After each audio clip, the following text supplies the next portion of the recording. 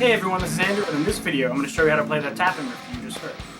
So the tapping riff that you just heard is composed of two separate parts, both of which are very similar and kind of follow the same techniques, so it's kind of makes sense to combine them into one exercise.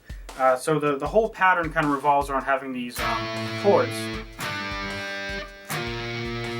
that you're tapping with your left hand, and then on top of it you're tapping like a melody with your right hand. And so I'm kind of doing this tapping thing for the first part. So the first part is this little, and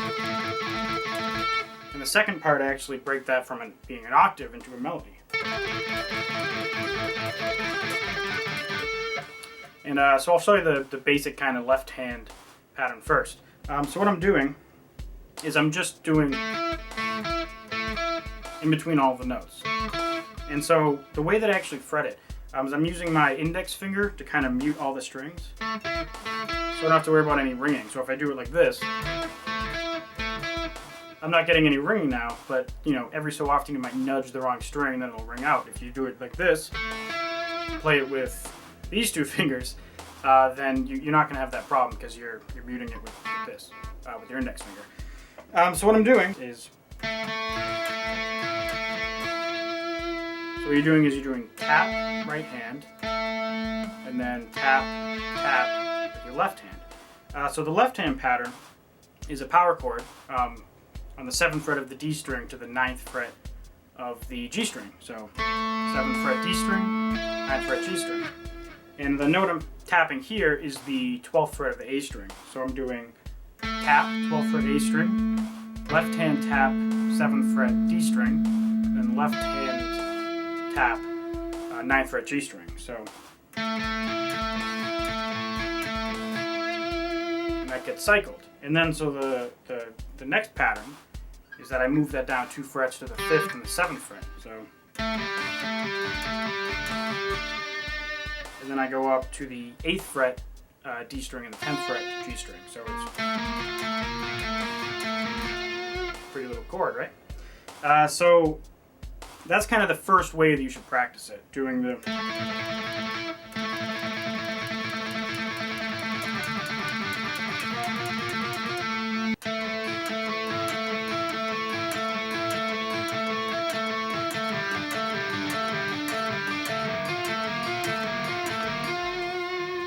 The next natural step is to incorporate your ring finger into the tapping.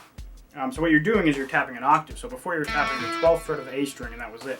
Now you're going to alternate between tapping that and you're going to tap the 14th fret on the G string with your right hand middle finger. So you're doing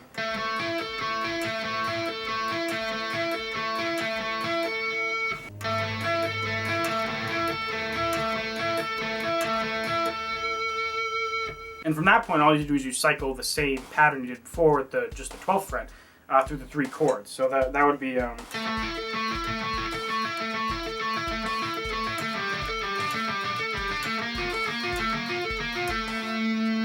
the second pattern is a little more complicated, but the left hand part is actually exactly the same. So you're still doing this kind of thing, except instead you're tapping this melody, which just the right hand portion alone is.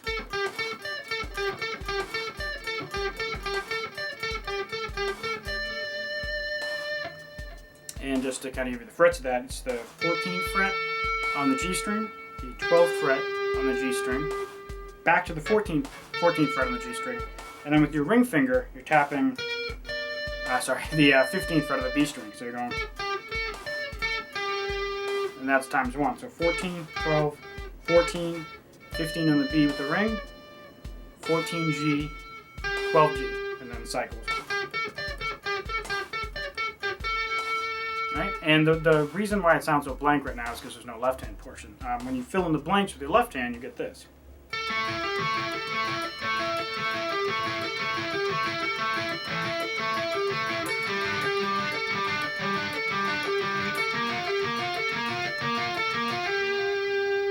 And to show you that up close,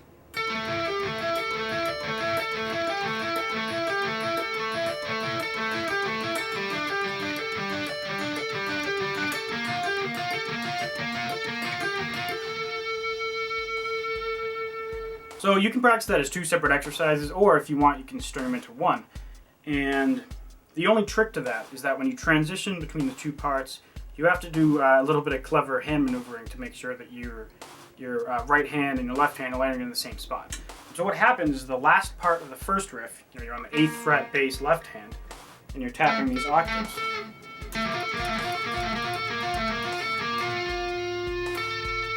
To show you this kind of thing close up,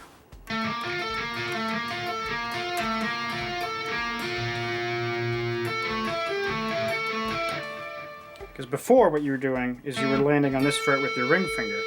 And so by the time you start the pattern over to go to the melody one, you're kind of doing a hand shift, and you want to make sure that your middle finger is landing on there in time for the repetition.